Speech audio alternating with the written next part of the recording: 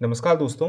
क्या भारत के नज़दीक भी एक बहुत बड़ा युद्ध होने जा रहा है? मैं ऐसे इसलिए कह रहा हूँ क्योंकि पिछले 1-2 दिनों से बहुत सारे आर्टिकल ऐसे आ रहे हैं जिसमें ये कहा जा रहा है कि अब ट्रम्प की नज़र स्ट्रेट ऑफ मलाक्का पे है।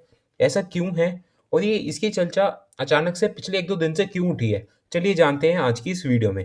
तो ये एनडीटीवी का आर्टिकल है और भी बहुत सारे बड़े-बड़े मीडिया आउटलेट्स ने आर्टिकल निकाले हैं। वो सब आर्टिकल में ये कहना है कि जो ट्रम्प है, अब वो क्या अब स्ट्रेट ऑफ हॉर्मुज़ के बाद क्या वो स्ट्रेट ऑफ मलाक्का पे भी कुछ करने जा रहे हैं और ये इंडिया के लिए इतना मैटर क्यों करता है? और सबसे बड़ी बात, क्या आगे चल के चाइना वर्सेस यूएस के बीच में कोई वॉर हो सकती है इसी की वजह से? पहली बात, स्ट्रेट ऑफ मलाक्का जो है वो भारत के लिए बहुत ही ज़्यादा एक स्ट्रेटेजिक इंपॉर्टेंस रखता है। उतनी ही इंपॉर्टेंस चाइना के लिए भी है और भी बहुत सारे एशियन कंट्रीज़ के लिए भी। तो इसका इश्यू कहाँ से स्टार्ट हुआ? अभी आपने देखा होगा स्ट्रेट ऑफ हॉर्मुज़ पे पिछले 40-50 दिनों में ईरान ने उसे कैसे एक तरीके से मैरीटाइम चोक पॉइंट बना लिया है, जिसकी वजह से ग्लोबल ट्रेड पे बहुत ज़्यादा इफेक्ट पड़ा है। तो उसके बाद अब यूएस फोकस है वो साथ ही साथ अब इंडो पैसिफिक रीजन पे भी शिफ्ट होता है, क्योंकि अब यूएस को एक स्ट्रेटेजिक रियलाइजेशन हो चुकी है कि जो ग्लोबल ट्रेड है that is heavily dependent on the narrow choke points. अभी जब मैं वीडियो में आगे चल के आपको बताऊंगा कि स्ट्रेट ऑफ मलक्का इतना डेंजरस क्यों बन जाता है, even more than the straight of Hormuz. अब डोनाल्ड ट्रंप की एडमिनिस्ट्रेशन जो है वो आई कर दें स्ट्रेट ऑफ मलाक्का पे, जिससे कि वो जो मैरीटाइम रूट है उसे सिक्योर कर सकें। दूसरी बात, वो चाइना की जो डोमिनेंस है उसे भी काउंटर कर सकें। और इसकी न्यूज़ कहाँ से उठी? इसकी न्यूज़ जब से यूएस और इंडोनेशिया के बीच में एक डिफेंस एग्रीमेंट साइन हुआ है उसी के बाद अब स्ट्रेट ऑफ मलाक्का पे भी थोड़ी ऐसा लग रहा है कि ट्रंप वहाँ पे नज़र रख रहे हैं अपनी। अगर मैं आपको थोड़ा स्ट्रेट ऑफ मलाक्का के बारे में पहले बताऊं तो इसकी जो लोकेशन है वो बहुत ही ज़्यादा स्ट्रैटेजिक है। ये बहुत ही एक narrow stretch of water between the Malaysia and the Indonesian island of Sumatra. आप जैसा कि इस मैप में देख सकते हैं कि यहाँ पे अंडमान एंड निकोबार आइलैंड्स आता है इंडिया का। फिर ये जो एरिया है वो इंडियन ओशन है और यहाँ पे मलेशिया है और यहाँ पे इंडोनेशिया। इंडोनेशिया बेसिकली उसमें बहुत सारे आइलैंड आते हैं, तो ये उनमें से सुमात्रा आइलैंड है। और आप यहाँ से देख सकते हैं कि ये जो एरो जा रहा है this one, this is the straight of Malacca. तो ये इतना स्ट्रैटेजिक इंपॉर्टेंस इसलिए रखता है क्योंकि दो और सी में आप कनेक्ट कर सकते हैं। एक तो साउथ चाइना सी, ये चाइना, जापान और कोरिया जैसे देशों की तरफ यहाँ पे शिप्स जाती हैं, और दूसरा जावा सी जो फिर नीचे आगे चल के जावा सी के बाद पैसिफिक ओशन को भी कनेक्ट करता है। अब जैसे कि इसकी आप मैंने आपको अभी कनेक्टिविटी बताई कि it connects the Indian ocean to the south China sea and the pacific ocean. इसकी जो लेंथ है that is around 800 kilometre approx. बहुत ही बड़ी बात जो ये आती है कि जो इसका नैरोएस्ट पॉइंट है, जैसे मैंने आपको स्ट्रेट ऑफ हॉर्मूज की एक वीडियो बनाई थी उसमें मैंने बताया था कि स्ट्रेट ऑफ हॉर्मूज का अराउंड नैरोएस्ट पॉइंट जो है that is around 20 to 30 kilometres. But इसका नैरोएस्ट पॉइंट है दैट इज 2.8 किलोमीटर्स ओनली, जिसको हम फिलिप्स चैनल के नाम से भी कहते हैं। अब इसमें इतनी ज़्यादा टेंशन वाली बात इसलिए है, अगर यहाँ यहाँ पे अगर दो वॉरशिप भी खड़ी हो जाती हैं इस फिलिप्स चैनल पे तो ये पूरे स्ट्रेट ऑफ मलाक्का को ब्लॉक कर देंगी, जिसकी वजह से कोई भी शिप यहाँ से पास नहीं हो पाएगी। और जो इसका नेचर है, ये एक तो ये बहुत ही शैलो है, दूसरा ये बहुत ही ज़्यादा हाईली कंजेस्टेड रहता है, जिसकी वजह से ये एक one of the most difficult waterways बना देता है नेविगेट करने के लिए। और ये इतना मायने किस लिए लगता है, एक तो इसकी लोकेशन मैंने आपको जो बताई, इंडोनेशिया, मलेशिया और सिंगापुर, जो कि एक बहुत ही एक और बड़ी स्ट्रेटेजिक एडवांटेज रख सकता है यूएसए के लिए। वो भी कंट्री है जो इसे जोड़ती है। तो ये इसकी जो लोकेशन है वो एक्चुअली लाई करती है इंडोनेशिया, मलेशिया और सिंगापुर के पास। और ये इतना मैटर इसलिए करता है, एक तो मैंने आपको जो बताया कि ये तीन ओशन को या एक तरीके से तीन वाटर बॉडीज को एक साथ कनेक्ट करता है, और ये बहुत ही ज़्यादा शॉर्टेस्ट और चीपेस्ट सी रूट भी होता है जो उनसे भी शिप यहाँ से पास करती हैं। क्योंकि एक तरीके से जो मिडल ईस्ट और यूरोप से जो ईस्ट एशिया की तरफ शिप जा रही होती हैं उनके लिए बहुत ही ज़्यादा चीपर और एक शॉर्टर ऑप्शन बन जाता है पास करने के लिए। अब इसकी स्ट्रैटेजिक इंपॉर्टेंस क्या है? एक तो जो 30 to 40% of the global trade है वो इसी स्ट्रेट ऑफ मलाक्का से पास करता है। दूसरा, एनर्जी लाइफलाइन। जितना भी ईस्ट एशियन जाइंट्स जो ऑयल इंपोर्ट करते हैं मिडिल ईस्ट से, उनका प्राइमरी रूट ही स्ट्रेट ऑफ मलाक्का से पास होकर जाता है। और अगर यहाँ पे अगर चोक पॉइंट अगर इसे बना लिया जाता है आगे चल के, अगर कुछ भी ऐसे सिनेरियो क्रिएट होते हैं तो एक बहुत ही बड़ा ये आगे चल के शायद स्ट्रेट ऑफ हॉर्मुज से भी बुरा, जैसा भी चोक पॉइंट बन रखा है उससे भी बुरा आगे चल के एक और ग्लोबल ट्रेड में इफेक्ट पड़ सकता है। और जैसे कि मैंने आपको बताया कि ये बहुत ही शॉर्टेस्ट और चीपेस्ट रूट है और फास्टेस्ट वे है कनेक्ट करने का यूरोप मिडिल ईस्ट को ईस्ट एशिया से। और जैसे कि मैंने आपको बताया कि चोक पॉइंट अगर इसे ब्लॉक कर दिया तो शिप्स को बहुत ही लंबा एक और वे एक और बहुत ही लंबा रास्ता तय करके जाना पड़ेगा, जैसे कि सुंदा और लॉम्बोक स्ट्रेट्स, जो कि आगे चल के कॉस्ट को इंक्रीज कर देगा। अगर हम बात करें कि यूएस या फिर ट्रम्प की स्ट्रेट ऑफ मलक्का पर नज़र क्यों है, अगर आपने देखा होगा भी स्ट्रेट ऑफ हॉर्मुज पे टेंशन बढ़ने के बाद यूएस को ये जरूर रियलाइज हुआ है कि जो ग्लोबल ट्रेड है that depends only on the few narrow check points. तो यूएस की स्ट्रैटेजी ये है तो वो एक साथ मल्टीपल चेक पॉइंट्स को सिक्योर करें ग्लोबली, जिससे कि कोई भी वर्ल्ड ट्रेड पे इफेक्ट ना हो। अब यहाँ पर एक सबसे बड़ी बात ये आती है कि अमेरिका इसको करेगा कैसे। तो अभी हाल ही में यूएस और इंडोनेशिया का एक डिफेंस एग्रीमेंट साइन हुआ है, जो कि एक फॉर्मल नेटो स्टाइल अलायंस तो नहीं है, लेकिन एक तरीके से सिक्योरिटी पार्टनरशिप को बहुत ज़्यादा डीपन करता है। इनका कोर आइडिया ये है कि एक तो ये साथ में डिफेंस कोलैबोरेशन एक्सपेंड करें, अपनी मिलिट्री एक्सेस और इंटरऑपरेबिलिटी को इंप्रूव करें, और जो इंडो पैसिफिक सिक्योरिटी आर्किटेक्चर है उसे स्ट्रेंथन करें। तो इसका कॉन्टेक्स्ट क्या है, इंडोनेशिया यूएस के साथ इतना अलाइन नहीं रहा है मेजरली। जो चाइना का एग्रेशन है साउथ चाइना सी में, उस चीज ने यूएस को पुश करा है कि वो इंडोनेशिया के साथ एक डिफेंस एग्रीमेंट साइन करे।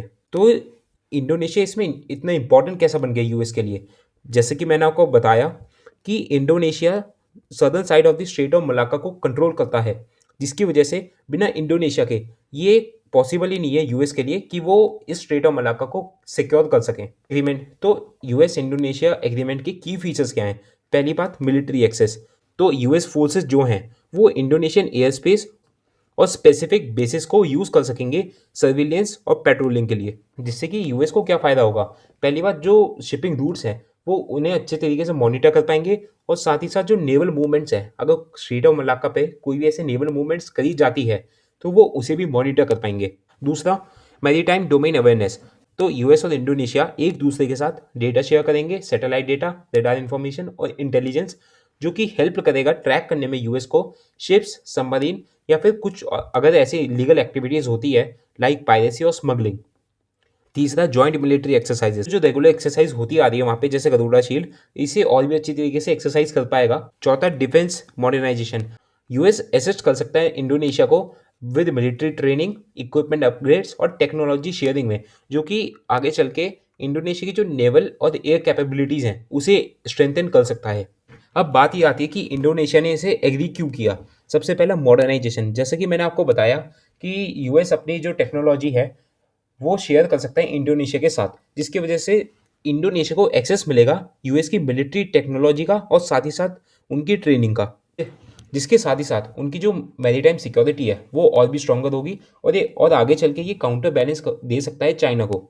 और इनफैक्ट जो पूरा का पूरा साउथ ईस्ट एशिया है, कि मलेशिया, सिंगापुर, फिलीपींस और बहुत सारी 8-10 कंट्रीज़ हैं, वो मेजरली यूएस के साथ नॉन अलाइंड रही हैं।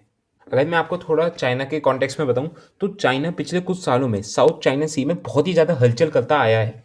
जैसा कि आप देख सकते हैं मैप में, यहाँ पे फिलीपींस, इंडोनेशिया, मलेशिया, कैम्बोडिया और भी बहुत सारे देश हैं यहाँ पे है। वो अपना जो मैरीटाइम एरिया है वो अपने यहाँ तक क्लेम करता है अराउंड। तो लेकिन ये ऑब्वियसली अनएक्सेप्टेबल है बहुत सारी कंट्रीज़ के लिए, क्योंकि चाइना का जो बॉर्डर है वो इस एरिया तक है।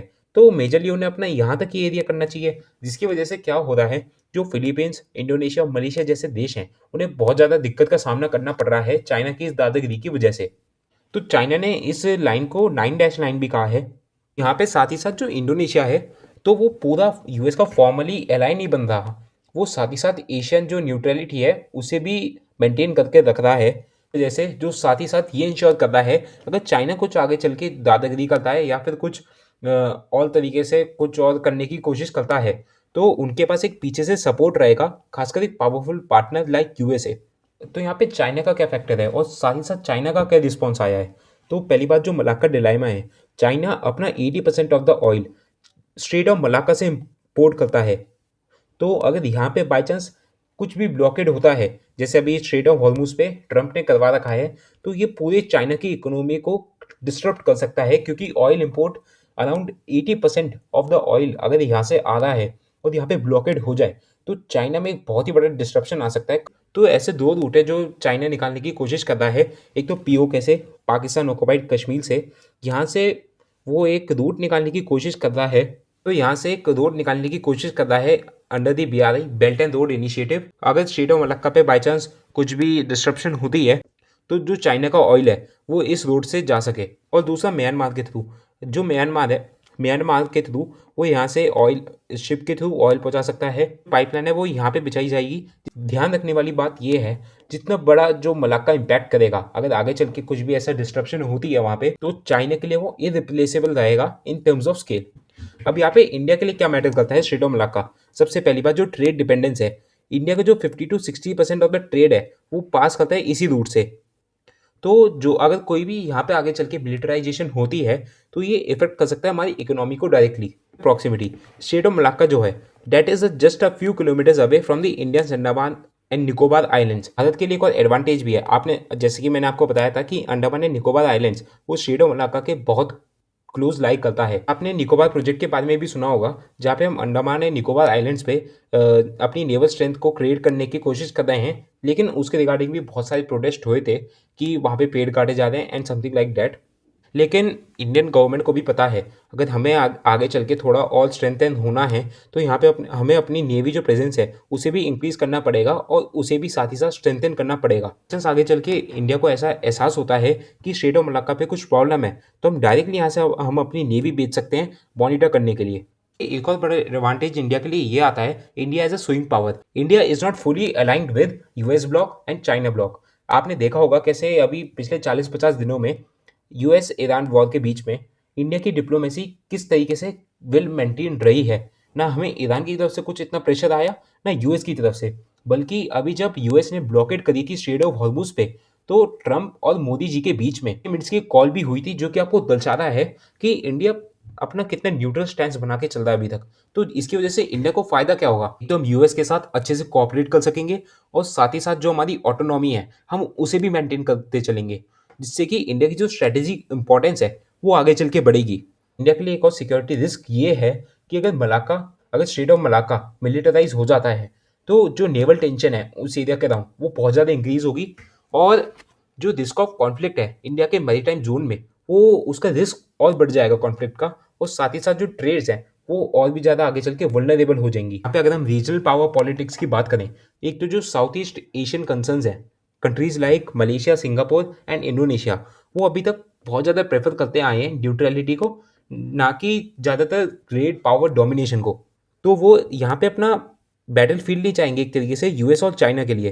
ये बहुत ज़्यादा सेंसिटिव मामला इसलिए हो जाता है क्योंकि अगर यूएस कोई से भी ऐसा अटेम्प्ट करता है कि वो स्टेट ऑफ मलाक्का को कंट्रोल करे, तो एक तरीके से ये वायलेशन हो सकता है of regional sovereignty by some Asian members. यहाँ पे एक और डिप्लोमेटिक टसल ये और बन सकती है कि जो शिफ्ट हुआ है, भले ही वो थोड़ा सा एक छोटा सा शिफ्ट लग सकता हो, लेकिन एक बहुत ही बड़ा शिफ्ट है।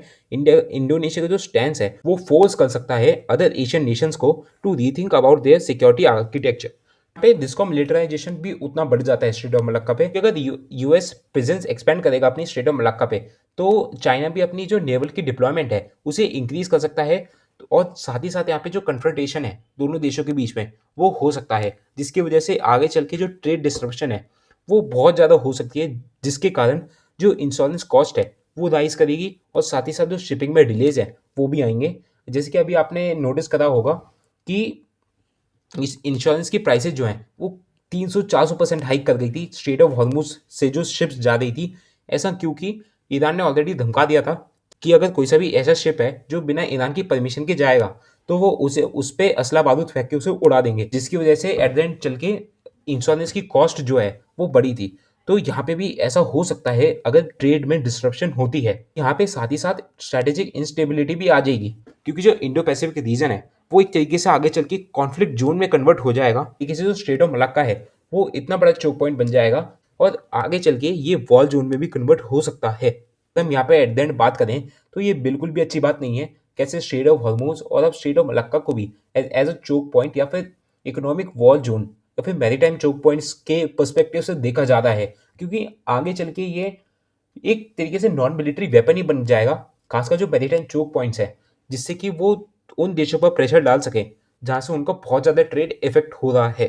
और जो स्ट्रेट ऑफ हॉर्मुज पे डिस्ट्रप्शन देखने को मिली है, इससे पूरा गेम बदल चुका है, खासकर जियो पॉलिटिक्स में। अब यहाँ पे दुनिया साथ ही साथ ये भी समझ रही है कि हम वॉर को कैसे जीत सकते हैं। आई होप आपको पूरा मैटर समझ आया होगा। अगर आपको वीडियो अच्छी लगी तो वीडियो को लाइक ज़रूर करें, अपने दोस्तों के साथ शेयर करें and subscribe to my channel for more such videos. जय हिंद।